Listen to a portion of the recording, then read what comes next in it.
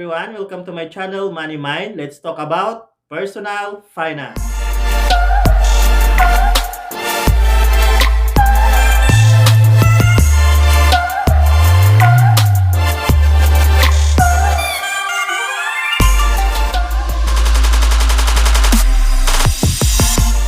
So, talking about personal finance as part of our financial literacy awareness for the month of April is personal budgeting.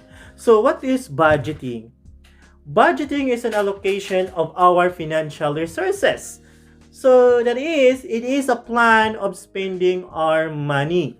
As Thomas Jefferson said that, never spend your money before you have it. So it simply means that you need to know your expenses for a given month or week or a certain period so that you won't be having more debts on your credit card, on your line of credit, or debts to your friends, right? So you have to avoid that. Do not tend to spend beyond your means. So that is, spending must be limited on your income. By knowing your budget, actually, guys, you could discipline yourself to spend within your limit. In that way, like I said earlier, that you can avoid various debts like your credit cards. However, is budgeting have to include only the expenses that you're going to spend on that given period? For me, it shouldn't be. Your budget must include your savings. I follow this formula since I went to Saudi Arabia, which is income minus savings equals expenses. And by following this rule, actually makes my finances easy. I was able to save money for my house in the Philippines. And when I came here in Canada, I was also able to save money for the purchase of my first home, to have a good car, and to have also a budget for my shopping during Boxing Day, investments, and other stuff. Next, you have to list and prioritize your expenses. So, what do you mean by prioritizing? Prioritizing means it should be in the hierarchy of your needs, like Maslow's hierarchy, right? So first, we discuss about income minus savings equals expenses. So that means that you have to consider your savings as part of your cost of living and allowances. You have to start it now. Stop that procrastination thing, that mañana habit that you will wait for time. That you will wait, you will say, I'm young now, so I will not save. I still have more time to grow. I will enjoy my life today. The important is today. But hey, your future, you have to prepare for your future because time goes fast and time is the essence, because in investing in any form of savings, time is the essence. While you're young, start it now because you have that power of time.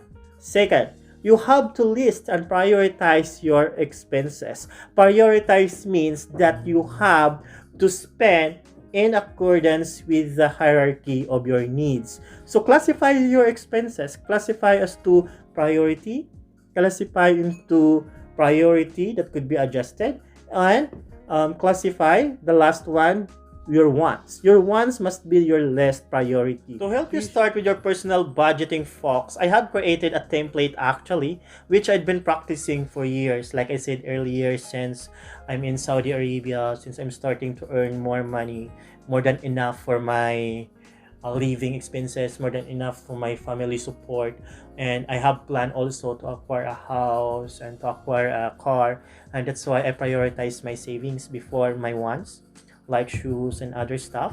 So I have used this for several years and have been using it in Canada as well. So I'm glad to share you this one, and I will send it to you personally by just subscribing and liking this video.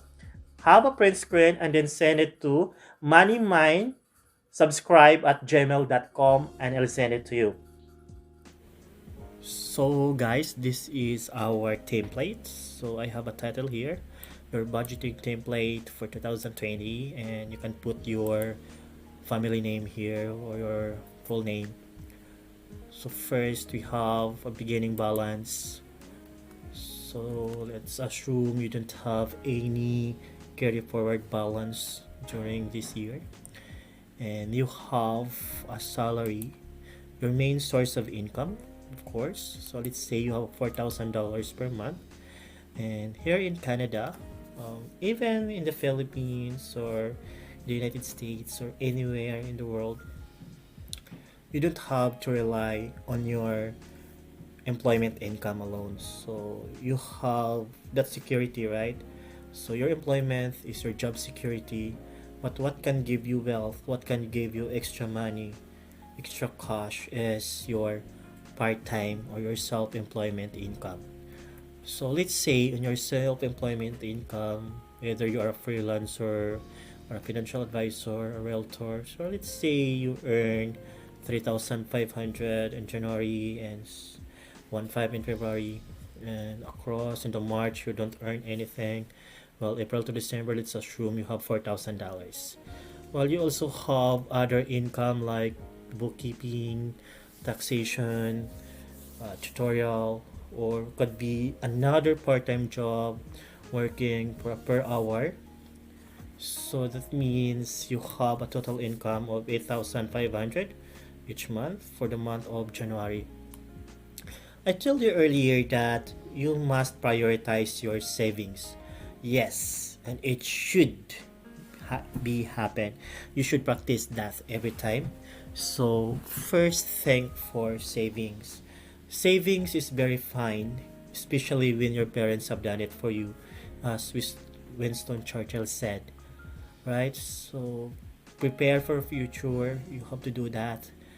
Then the balance shall be applicable to your expenses. That $6,000 will be allocated to your expenses. So with that one, and then you will now allocate according to your needs, right? So according to your priority needs which can be adjusted, and your least priority actually is your wants. So this one you can live without it. So of course you can live without an internet at your home. Anyway, you have already an internet or data on your cell phone. Subscription to Netflix, Yellow, Amazon, Disney, other stuff. Shopping, of course, and outside meals or eating in restaurants. So maybe you have a budget of $800, so that's your wants. You can live without it. You can cook at home. And other living expenses like having a coffee in Starbucks or Tim Hortons. So I called it as wants because you can actually live without them. So these needs those are expenses that you cannot live without. Of course, you need a house, you need a shelter, so that's why you have a mortgage. If you don't have a mortgage, you don't own a house, then you must have a rental. So as you can see here that in our savings, we have a savings account, we have a tax-free savings account, we have an registered retirement savings account. So this is only applicable in Canada. So for these two, in USA it's called, I don't know the, and you also have a direct stock trading, which is actually direct stock trading or direct stock investing.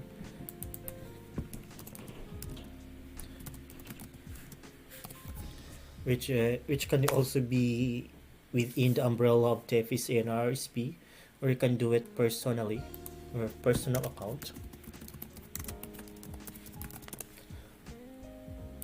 So here in Canada, so I'll be having a separate video on this for TFSA, RRSP, for this all everything.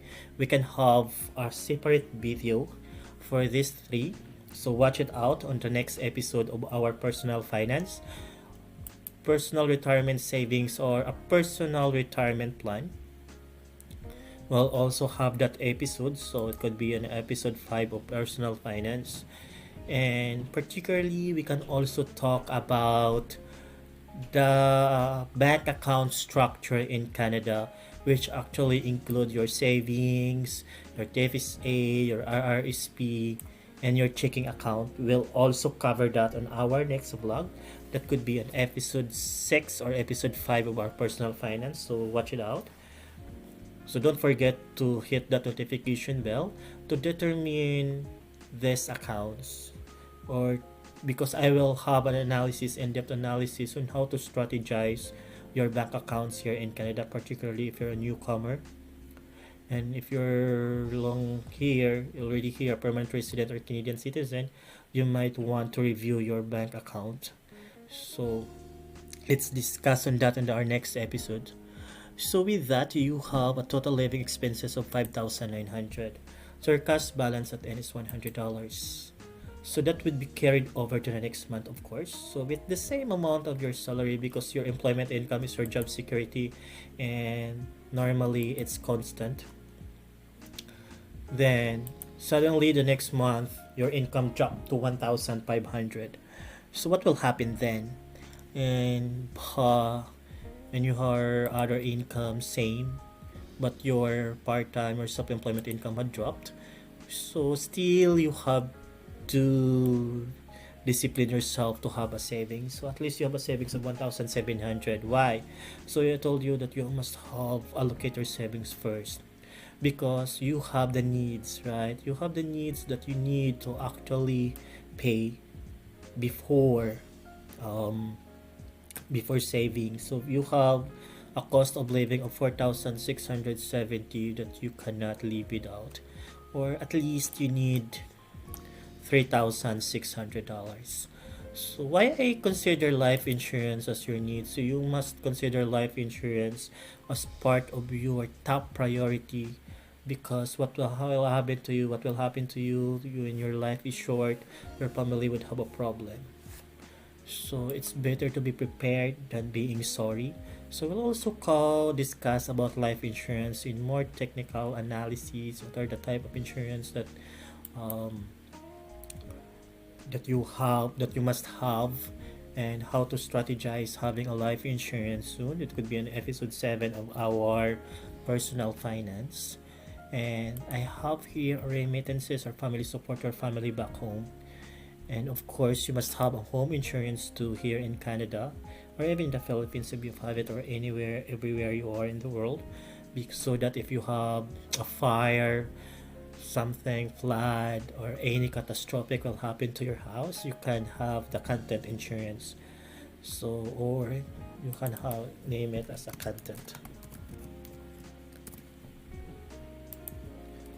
Of course, you need to set aside money for your property tax. And if you have a car, and then that's another that's another cost of living, and another auto insurance for cars. So purchase an auto insurance for your car, because that's so expensive.